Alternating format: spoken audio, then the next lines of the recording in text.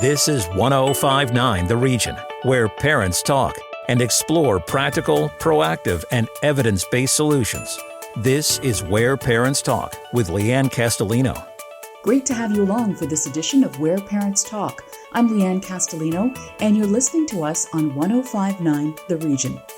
On today's show, parenting in the public eye.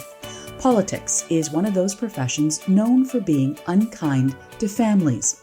Our guest today has blazed her own path as a young politician and a federal member of parliament. The Honourable Karina Gould is also a young mother who is set to have a second baby in 2024.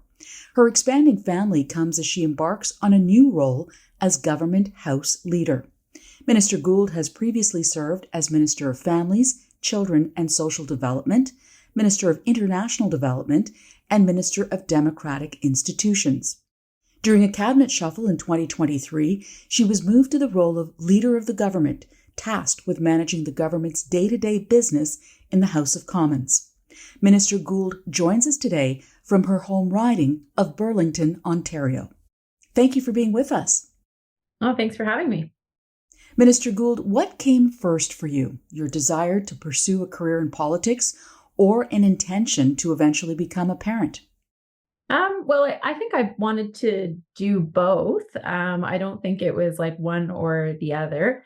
I guess I always wanted to have a family, and I didn't always think I was going to go into politics, but, I always wanted to have a career and have a family. So as you kind of got closer to realizing both of those roles, what kind of preparation, if any, did you undertake?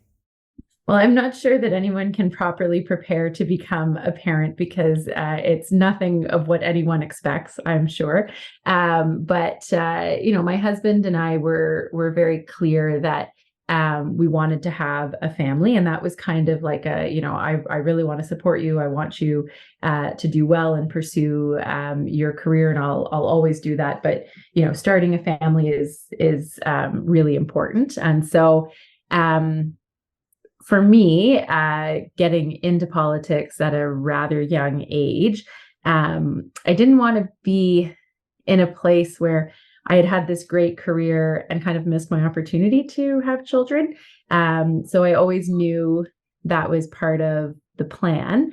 But I didn't have a lot of role models to look to. There weren't that many people who came before me. So in terms of preparation, there weren't that many people to ask for advice in terms of how to do it. But I relied heavily on Sheila Copps, who was the first member of Parliament to have a baby back in 1988.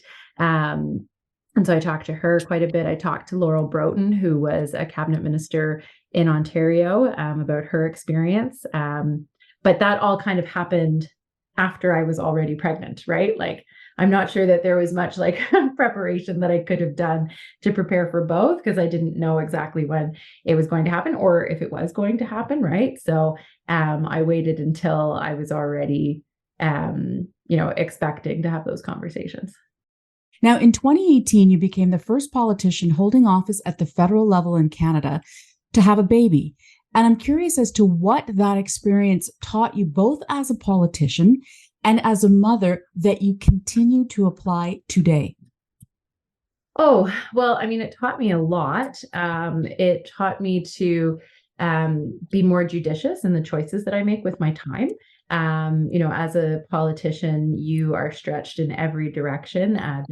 There's never a moment that you can't fill with either an event or meeting someone or being briefed or whatever the case may be. And it made me learn to say no to a lot more things, because I, had to take care of this small human that was completely dependent on me.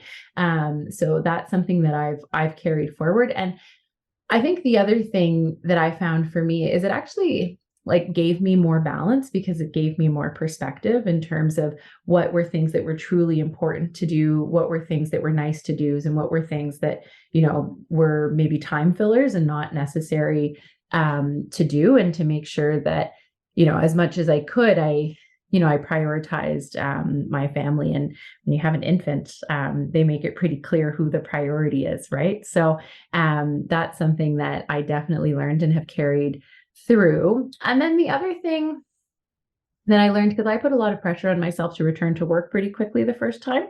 And I realized that like nobody is irreplaceable, right? So even if you think I'm the only person in the world who can do this and get this done, actually that's not the case, right? Like there's always someone who can fill in for you. And that was also a good lesson, I think, in humility, and also trusting my colleagues in the team, right, to carry things forward, even if I wasn't there. I mean, I was kind of in the background on the phone, on email and stuff, but, even if I wasn't the one, shepherding legislation through the House for a couple of months, there were other people who were doing it and who I could trust and work with. Now, you were just a few months away from having your second baby. And I wonder, is your approach going to change at all? It sounds like you learned a lot before, during, and after your first, but is there anything that you're going to tweak, that you're going to adapt in any way? Yeah, I'm going to change a lot. The first time when I had my son, I came back to work after 10 weeks. And really, when I say that, I came back to Ottawa. Like I was working in the constituency in Burlington 4 weeks after I delivered, going to events and working in the office and all of that stuff. And I'm not going to do it the same way again. It was too much. It was really, really hard. And it wasn't necessary, but I thought it was. I thought that's what I had to do because nobody had done it before. So I didn't feel like I had the permission to take more time and to take the time that I needed. So now that it's the second time, and I've been through that first experience, I was very clear with the Prime Minister, and he was completely supportive that I was going to take 6 months away from my ministerial role. Because we now have a virtual hybrid option for Parliament, I can actually vote from home. So I'm still able to participate as a parliamentarian, which I wasn't able to do the first time. So it actually means that I can still fulfill my duties as a member of Parliament, even if I'm not physically in Ottawa with voting. So it's going to be a very different experience, and one that I think will be a lot more manageable for my family.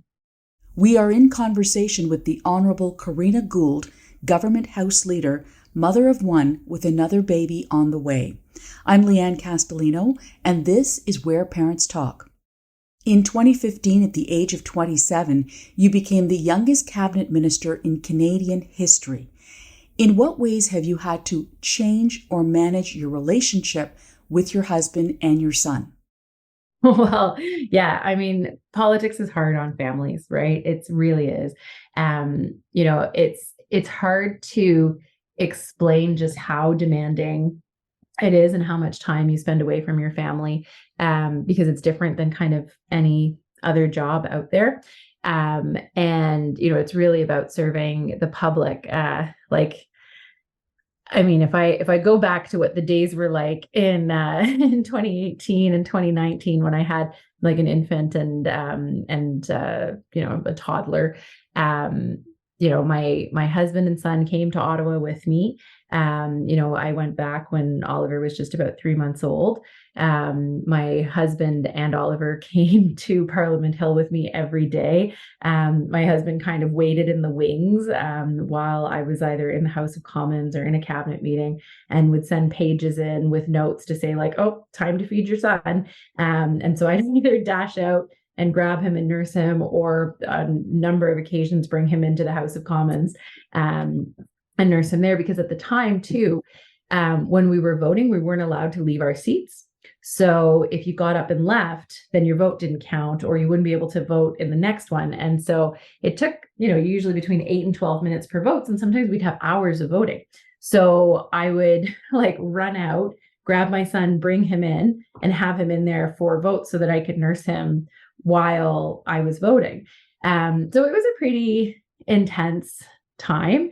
And then as he got a little bit older, they didn't have to come to Parliament with me. And so, I would wake up in the morning, pump before I left, right? Pump throughout the day and, make sure that, he was getting what he needed. But it was pretty challenging to manage that. And then, of course, you're not in Ottawa all the time. You have to go home to your constituency as well when the House isn't sitting. And so we were traveling a lot. Like we were like this little traveling circus of, my husband, my son, and I. Became really efficient at putting everything I needed on a stroller and packing everything that I needed. But it was a lot, and it was a lot to ask of my husband as well. And he was amazing, right? Like he was totally like super dad, super husband, but we recognize that we can't do that again. And now my son now is 5 years old. And so we can't really ask him to do that right now either. So we need to do things differently.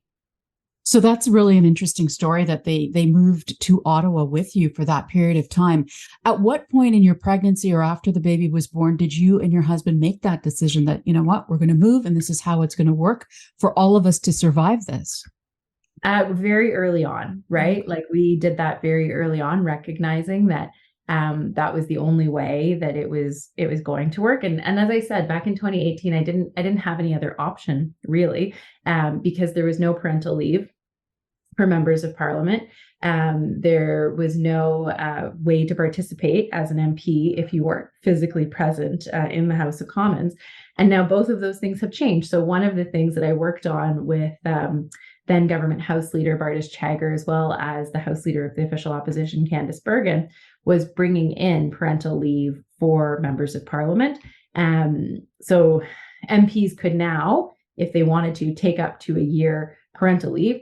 There aren't many MPs that are probably going to take that much time, but the fact is it exists now. It didn't exist before. And so again, that's like another way to give people permission to actually do this, because if it doesn't exist, you think, well, I can't, right? Like this institution isn't built for someone who wants to be a new parent, right?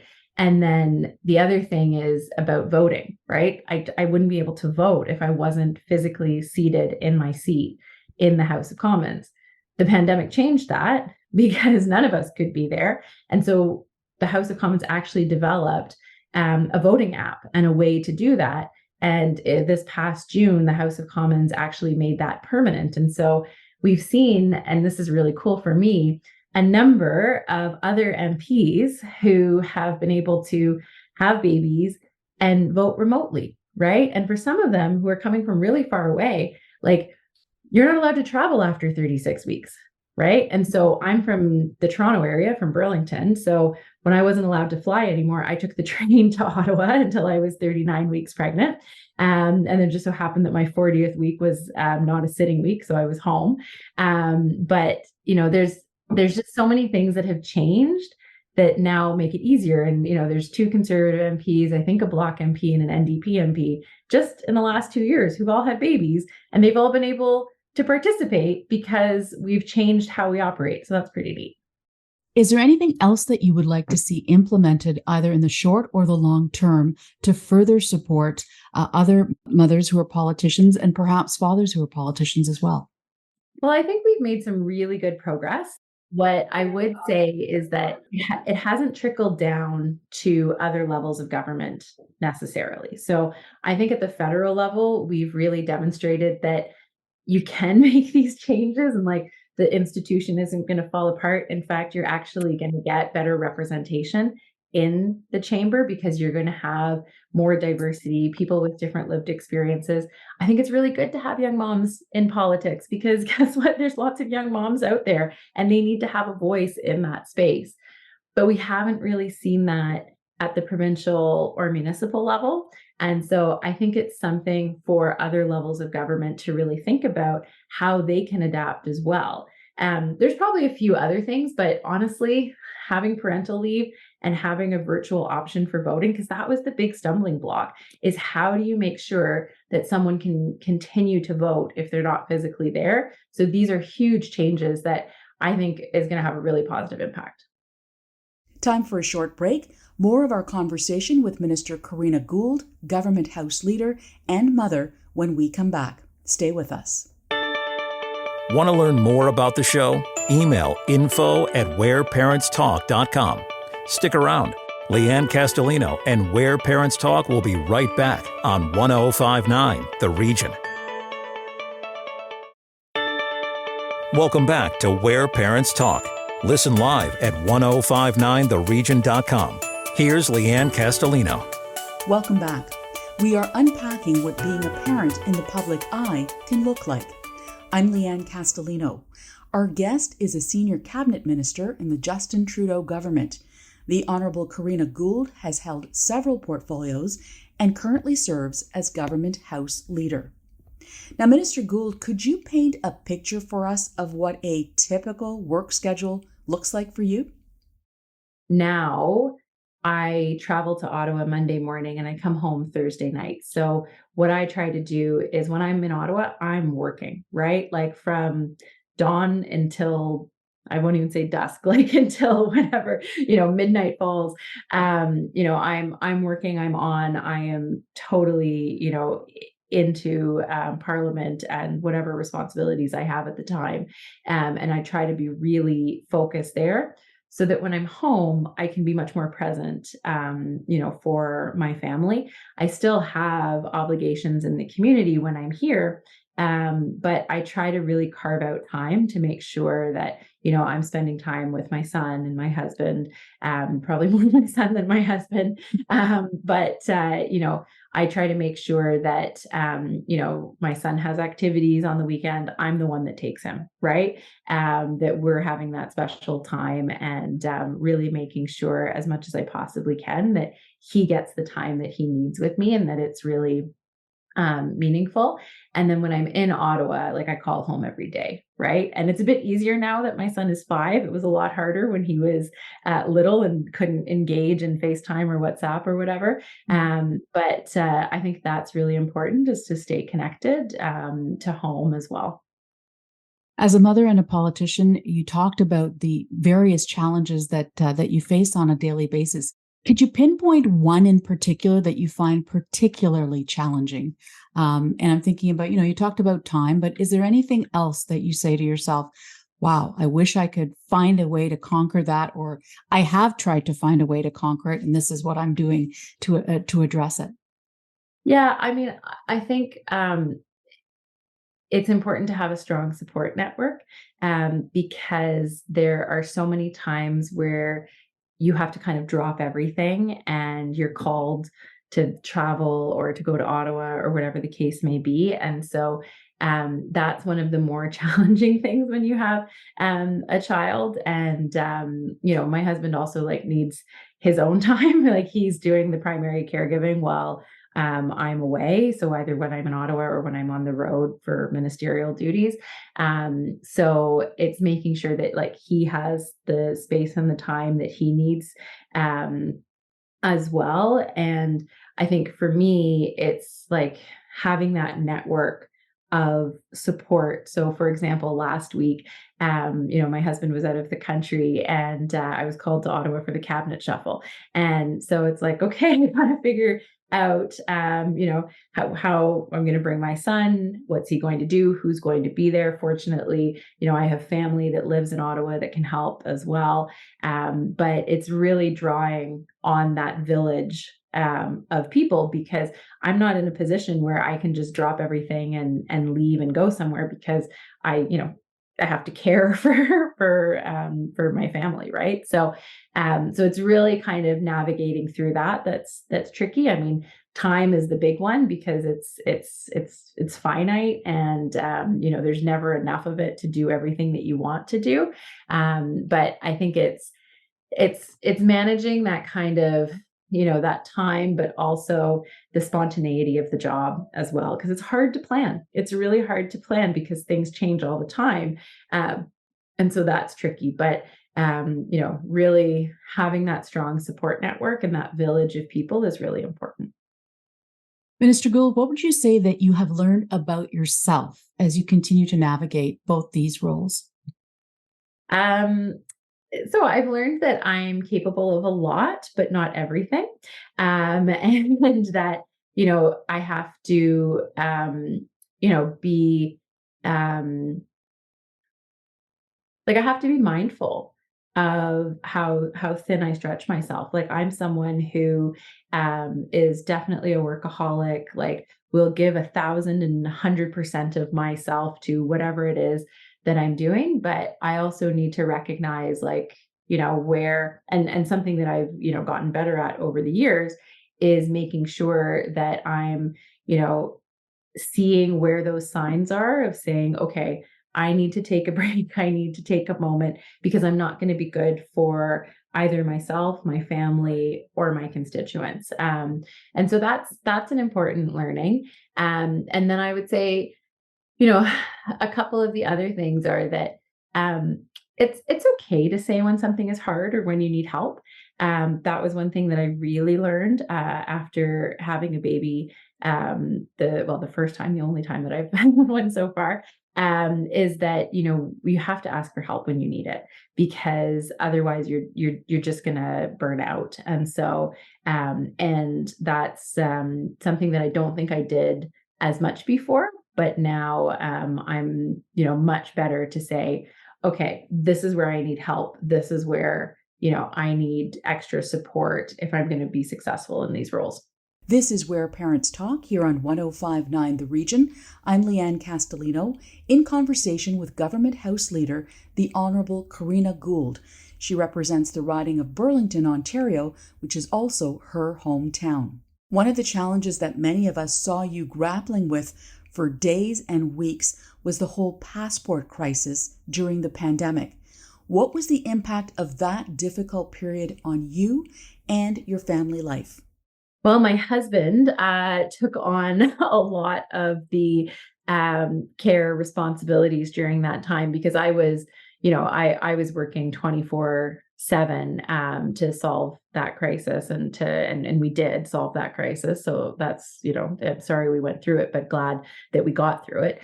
But really, I mean, that was me relying heavily, on my husband as the person who made sure that everything was working at home and that our son was well cared for.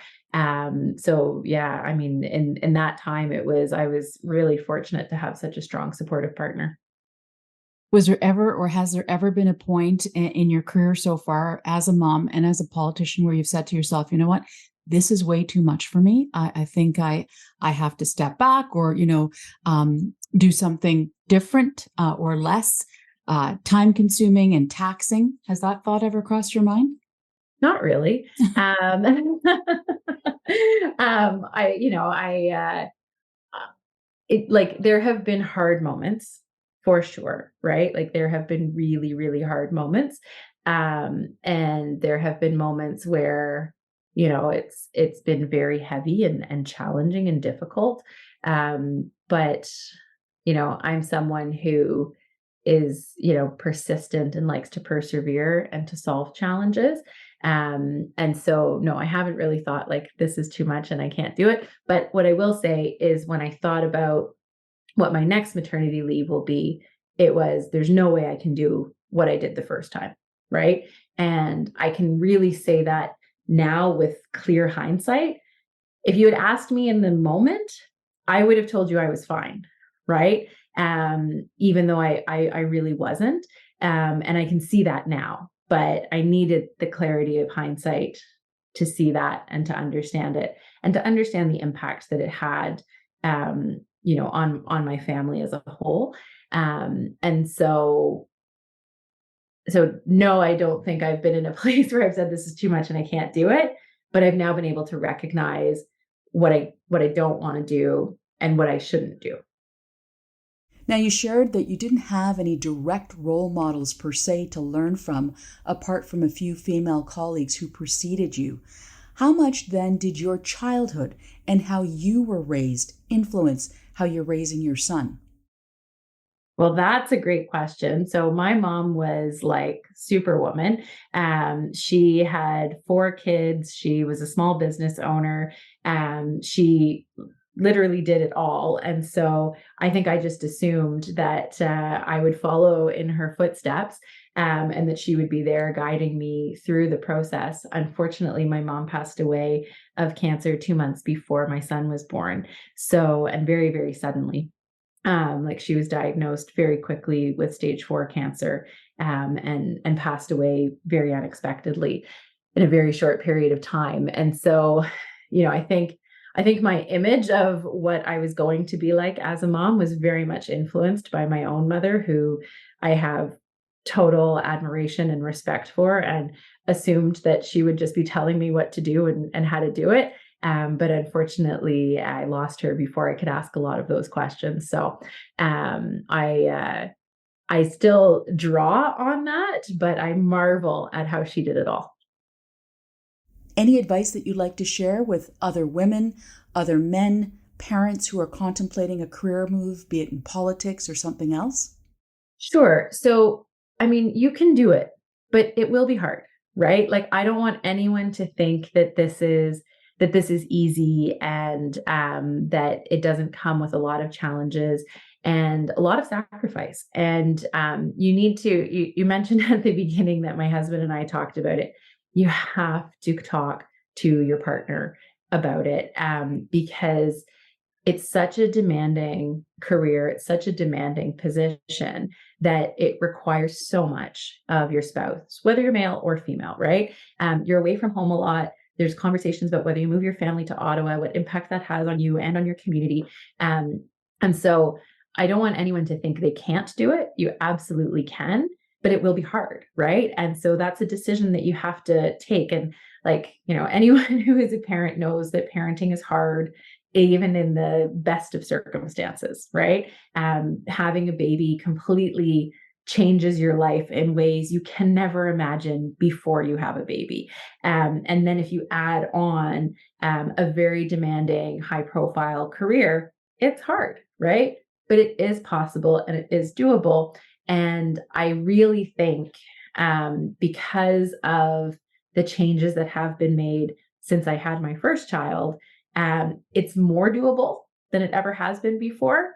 And I would say that societal expectations are are very supportive of it, right? Like, I was really worried that people were going to be like, oh, well, she's had a baby, like that's it, her career's over. And actually, people have been so supportive. And I would say that, like, particularly women in my community have been just absolute champions for me, because they're really proud to see, a woman in a leadership position so publicly go through this. And I think it gives them like pride and hope.